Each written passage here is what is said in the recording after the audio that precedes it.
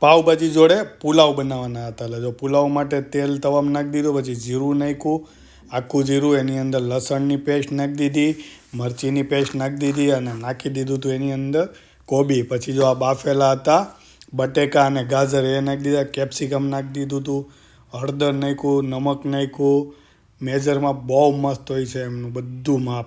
ને આ રીતે એમણે બનાવવાનો ચાલુ કર્યા પુલાવ. પછી નાખ્યું પનીર, નાખી દ્રાક્ષ અને અંદર નાખ્યા કાજુ. આ રીતે શાહી પુલાવ ટાઈપનું પુલાવ બનાવતા હતા. પુલાવ એટલે પુલાવ. પછી નાખી દીધા બાસમતી રાઈસ. આ રીતે એમણે બધું મિક્સ કરી નાખ્યું અને બની ગયા પુલાવ. પુલાવ બી એક નંબર બનાવે છે.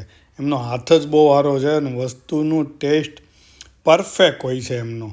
અને ખાવાની તો બધાને બહુ મજા પડી જાય છે એમના બનાવેલા પુલાવ, પાવભાજી અને ચટણી, સલાડ. આ બધું તો બહુ મસ્ત બનાવે છે. બધાએ બહુ મન ભરીને ખાધું.